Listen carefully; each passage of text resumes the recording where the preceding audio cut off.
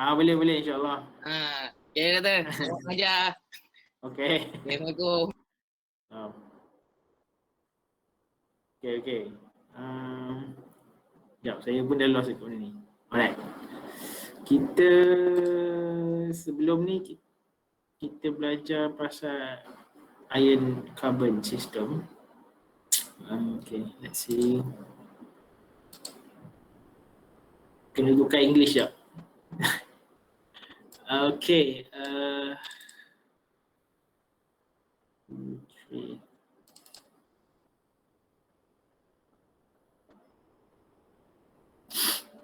Okay. So today we will learn about isothermal hardening. Okay, just a quick recap. Nampak kan slide kan?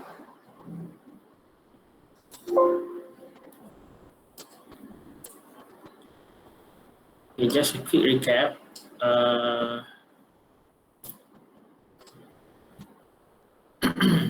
Okay, so we have so far learned about the week before and the week, I think 2 weeks before, because last week was holiday. So 2 weeks before we have been dealing with ion carbon system,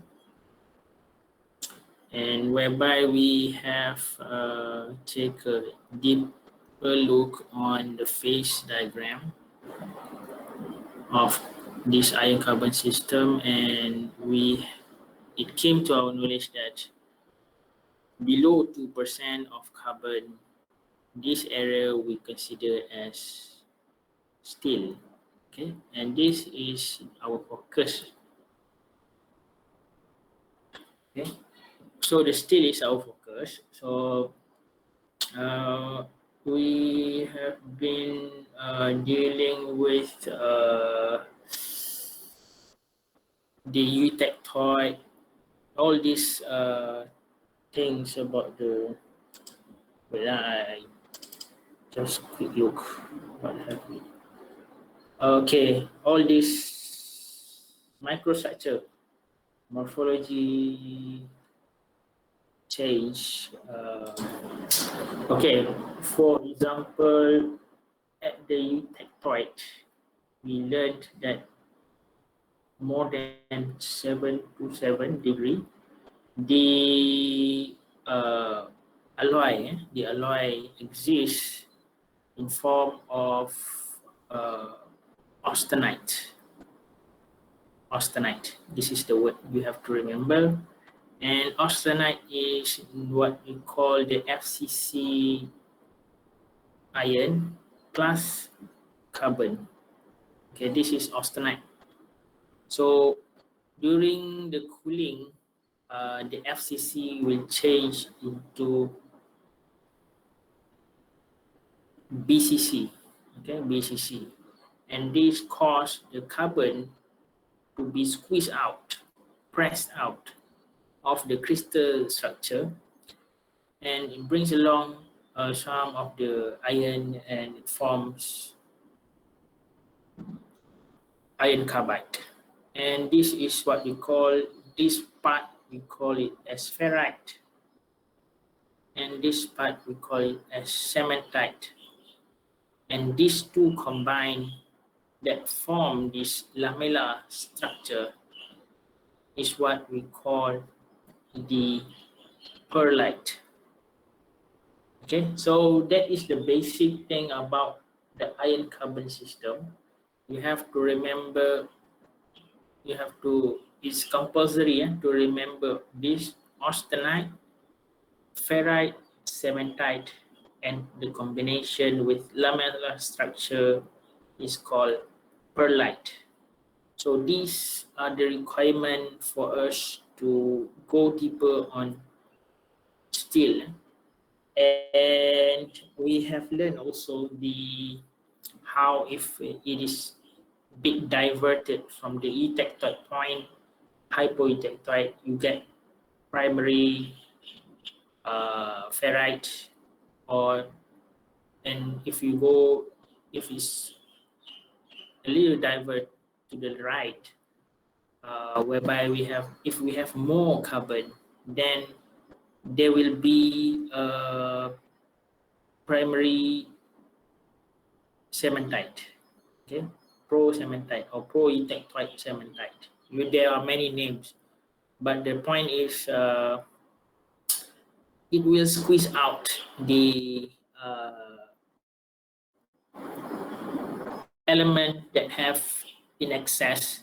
If it in excess of ferrum or iron, first all this iron, they will precipitate, or they will appear first, and when the mixture or the alloy is just with a composition of eutectoid, it will then change to perlite.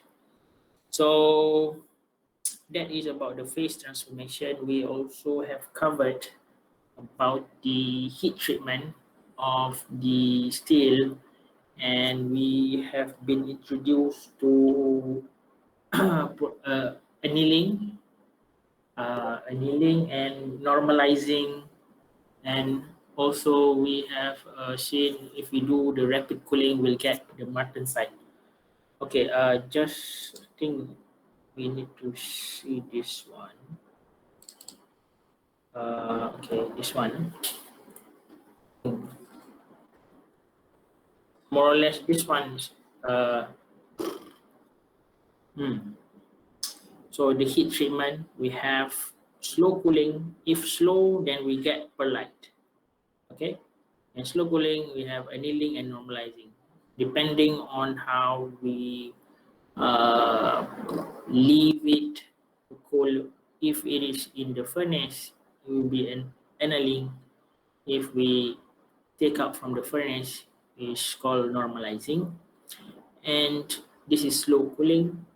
And for the rapid cooling, where we quench either in water or in oil, it will result in what we call as martensite. And martensite is a structure where from the austenite, the carbon has not enough time to diffuse out, to be squeezed out.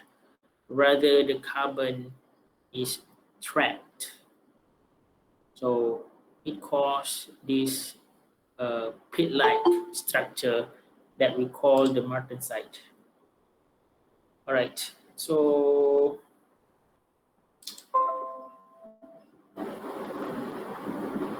okay, Manadia, that is our recap. So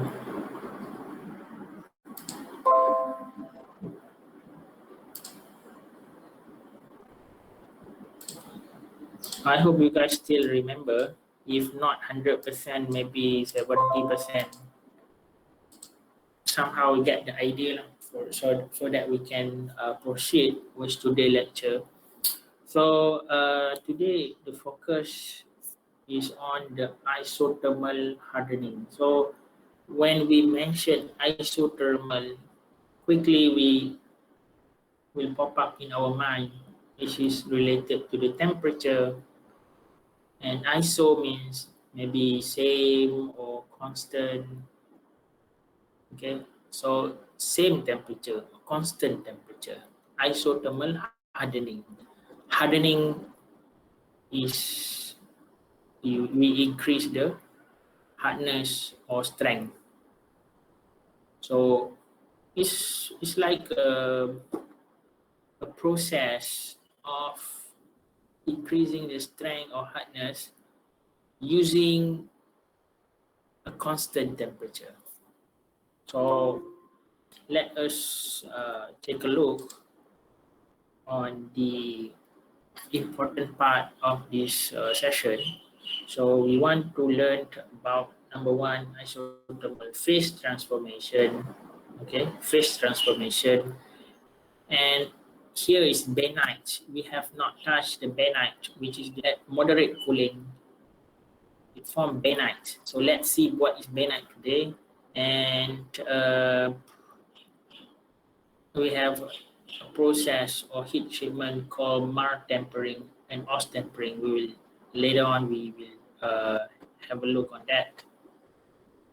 Okay, so we go line by line first. Introduction. Isothermal hardening is a heat treatment process for plain carbon steel where it is done by heating the steel until it becomes austenized and then quenched to exact temperature and left there for specific span of time. So it's very long explanation. So what is meant here is that we have learned that at temperature above 727, the steel will become austenite, right? So we make it austenite, and then we cool it at a certain temperature, and we keep that. We keep that until the microstructural change is complete. Okay, we keep at specific temperature. Okay, at specific temperature. And during this heat treatment, the microstructure transform into a combination of different microstructure. Okay. Okay. How do we build this information, or how do we build this uh,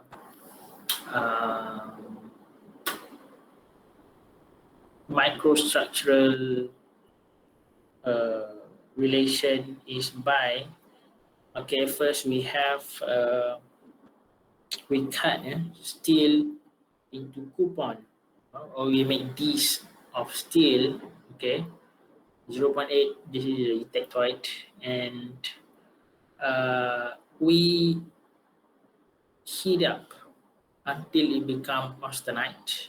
Okay, 727, and after it fully become austenite, we change the environment into a furnace with a temperature that we set below austenite. So after we put for some time in this furnace, and then quickly we quench in water. So what is the purpose to quench? Quenching is like freezing the microstructure. We don't allow any more diffusion, because we during this here we we still provide some heat, some energy for the atom to diffuse to its most stable microstructure. But when we suddenly quench it, we stop the movement of this diffusion, and we will get the microstructure of the resulting diffusion uh, so far. Okay. Uh, Wait sekejap, seminit.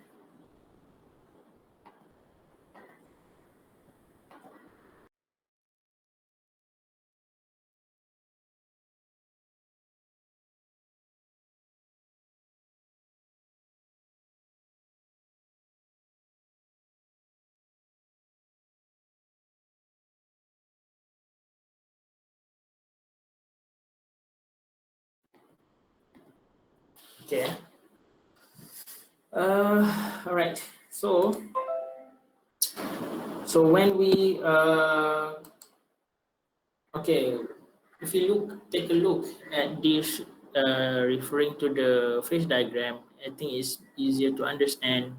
At first, heat up, we heat up at austenite temperature, and then we change the environment. This is equivalent to this one.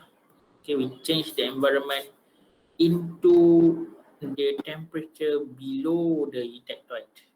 So it will change from austenite to either perlite or perlite ferrite, perlite cementite. And in this case, it is 0.4, 0.8. It should be at this line. So it's eutectoid. So there is no this one, no this one, just pure perlite lah. Okay, and so we leave it for some time. We leave it for some time. The first specimen we leave for 6 seconds, and then we quench. Okay, we quench. We drop the temperature. So no more diffusion.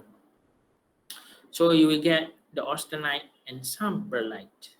Okay, some perlite. And then the next sample we increase, not 6 but 18. So you get austenite, but a little bit of more perlite. The more perlite compared to 6. So you get like stages of the transform phases. So if you add some more time, eventually you become 100% perlite. So actually this is a very traditional method. So actually we can use in situ technique for now. Uh, but this is traditional method to get the to capture the evolution of phase transformation at constant temperature. So the temperature is not changed over 700, and then we quench. 700 we keep it quench. So if we take this, this microstructure, we could quantify the fraction, okay, the transform fraction, okay, how many percent it already transformed. And based on that, based on this fraction and the time, we could actually plot a graph. So I think you don't see this one first. Okay, just want you to focus here. Okay, so we have this fraction and also we have the time. Okay, so what happened is that orang masuk tu bunyi macam masuk tak ada. So we have fraction and time here. This is fraction. So if we plot the graph, for example, this is T1 temperature at 700, we'll have this something like this. And if we change the temperature, let's say somewhere below 700, maybe 400, what you can see is the curve. The curve will be something like this. Okay, the slope will be increasing because the more heat is being released, and the drive for phase transformation will be higher, and the phase transformation will occur at higher rate. Okay, so you get this very steep gradient, and when we use this information, this temperature, we use this temperature 1, temperature 2, and we translate that into a temperature and time dependent, we will get what we call a C curve. And this is actually what we call the TTD diagram, and actually is time, temperature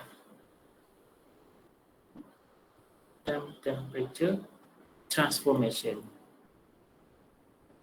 Okay, time, temperature, transformation. So TTT diagram. This TTT diagram. So this is very important information for us to grasp, because using this we can predict the microstructure of the steel, and of course we can predict the mechanical behavior of the steel based on the microstructure. So so far, when we carry out all this, we change all the temperature. We change all the temperature and we observe the microstructure. We observe the microstructure. We come up with this. Okay. So this is the TTT diagram. This is for the isothermal transformation. So as you can see, this area is austenite. Okay? This area is austenite. So for example, we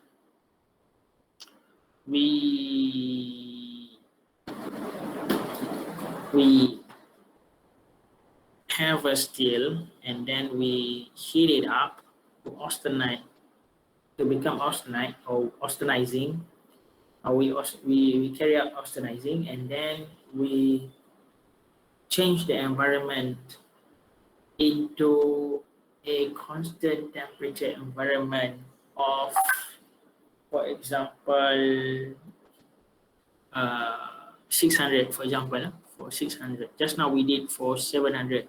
Okay, for 600, for example, from austenite maybe around 800 ke.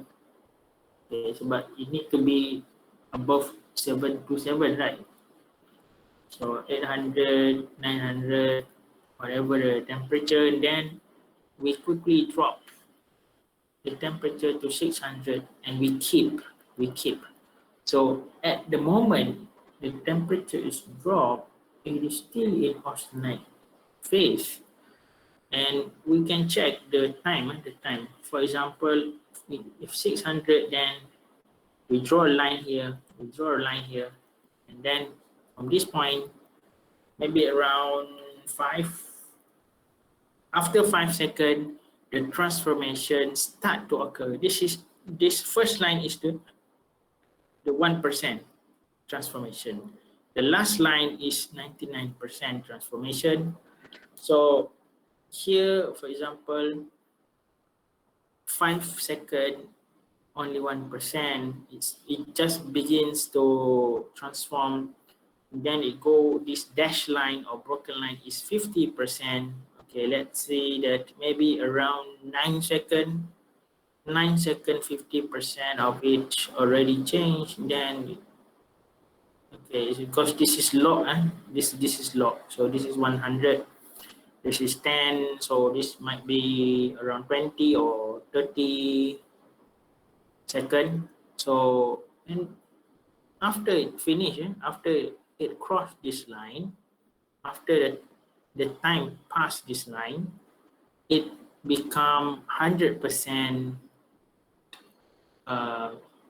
transformed from austenite to something in this side, okay, in the right side. So in the right side, in the case of 600 degree, we'll have maybe in between coarse and fine perlite, maybe a mixture of them.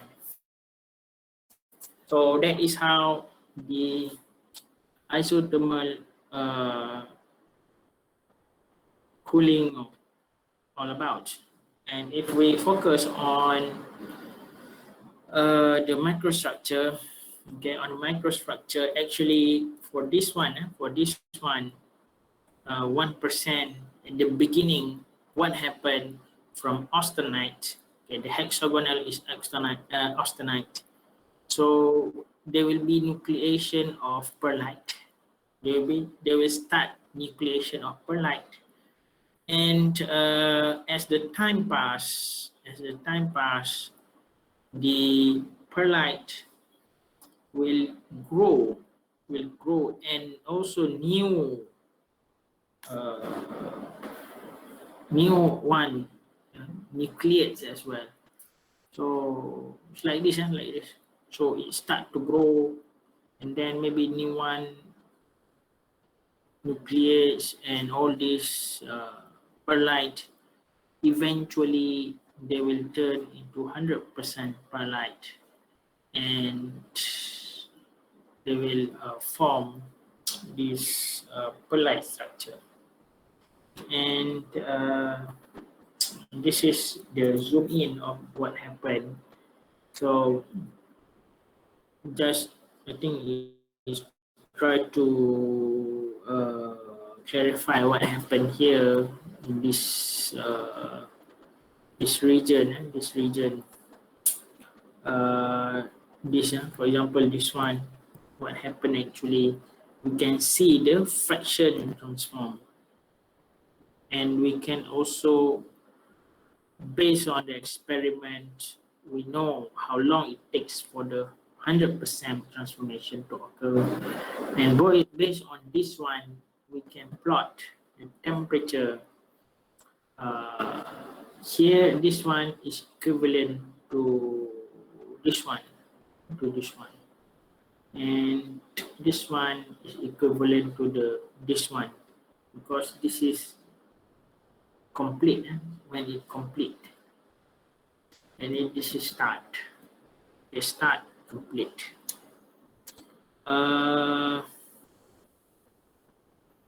Boleh ke faham setakat ni? Can you guys understand what I'm explaining?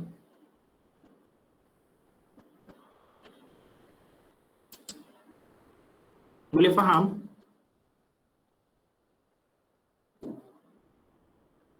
Apa yang terjadi? Boleh? Boleh? Boleh. So in short, I just I think 10 second explanation. So apa yang kita buat kat sini adalah, right, kita nak tengok apakah kesan perubahan ataupun transformasi fasa bila kita letak satu metal ni, satu steel ni pada certain temperature. First kita potong beberapa keping disc of steel. Sekejap, habis bateri.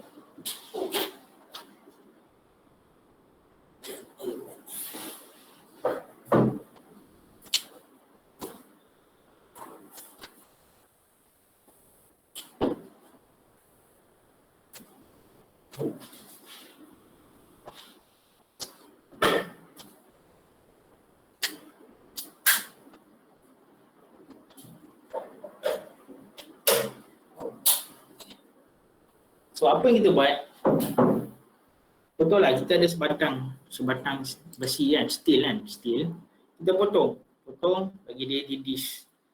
Okay, disk ni sebab kita nak tengok microstructure dia lah. Okay, deal ni for example kita ada 5 keping. Okay, kita ada 5 keping steel sekarang ni. Lepas tu first kali apa kita buat, kita masukkan dia ke dalam oven ataupun furnace yang temperature dia tinggi daripada 727. Bila tinggi dari 727, dia punya microstructure tu dia akan bertukar jadi austenite. Okay, austenite. So daripada austenite ni, bila kita dah 100% jadi austenite, kita ambil satu keping, kita masukkan ke dalam environment baru ataupun furnace yang baru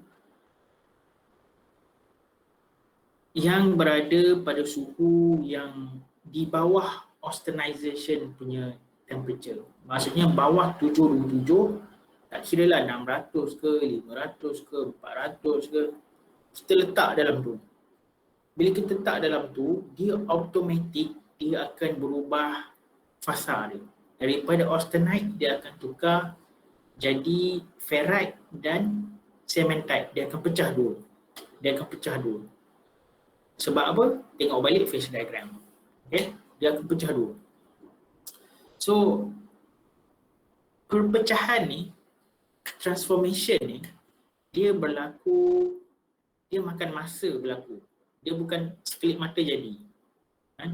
Dia makan masa berlaku, and inilah yang dinamakan isothermal temperature. Kita keep at one temperature and then kita monitor dia, at certain time. Okay. Of course sekarang maybe kita boleh guna in situ punya observation, tapi traditionally kita ambil dia, kita tukar environment dia and then kita dip dia masuk dalam air. Bila masuk dalam air, temperature dia jatuh, dia tak boleh diffuse dah atom. So apa yang berlaku pada sebelum ni, pada temperature sebelum ni, dia akan kekal macam tu. So that is how kita capture dia punya microstructure. So daripada data ni, kita boleh tahu fraction dia. Fraction ni kita guna berapa persen fraction yang dah bertukar. Kita tengok perubahan dengan masa dia. So bila kita tengok, kita boleh quantify dia. Bila kita quantify benda ni, dia akan jadi graf ni lah, Dan graf ni dia berbeza berdasarkan temperature yang kita masukkan selepas kita dari austenite tu, kita nak kurangkan kan. So temperature tu, based on temperature tu, dia punya slope dia tu berbeza. Okay. Daripada situ, kita boleh ambil temperature dia, at certain temperature, berapa banyak masa dia makan untuk transform. So kita plot dia. Contohnya pada T1 ni, dia makan banyak masa ni, yang horizontal line ni, banyak ni lah masa dia makan untuk start transformation. And then ini dalam bahagian ni dia dah berlaku transformation, sedang berlaku, dan once dia lepas kepada line yang kedua ni, dia 100% bertukar. Okay, itulah yang dimasukkan dalam masa 20 minit tadi. Right. So based on this, the final microstructure would be different depending on the temperature that we have. Okay. So if we have higher temperature, we will get coarse perlite. Coarse perlite, what is coarse perlite? Perlite is lamellar structure, dia coarse. Okay, like this. Fine perlite, something like this. Okay, fine perlite. Same perlite juga. Perlite is lamellar structure of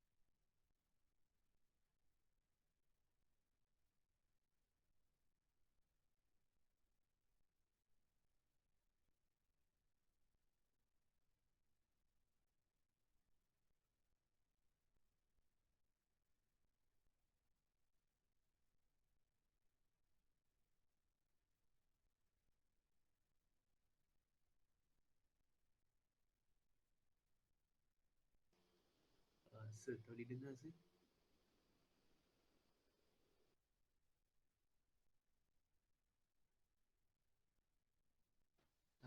Sir punya mic dah mute.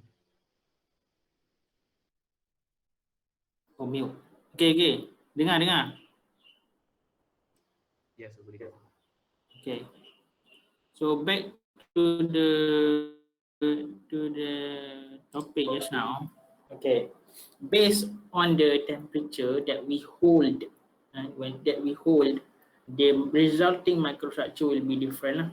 So we have coarse perlite, we have fine perlite, and here comes the benite. Here comes the benite, upper and lower benite, and we have to take a look on what is benite now. Okay, before that, this is example of coarse perlite and fine perlite. Yeah, you can see that this alternating layer have a wider gap compared to this fine perlite. And benite, actually, what is benite? Benite is almost the same like perlite, but perlite we have ferrite and cementite, right? We have the Fe and then we have the iron carbide. Iron carbide. Likewise, the benite have the same, but it is not lamellar. Okay, but it's not lamellar. Non-lamellar mixture of ferrite and carbide. Okay, so how it looks like something like this.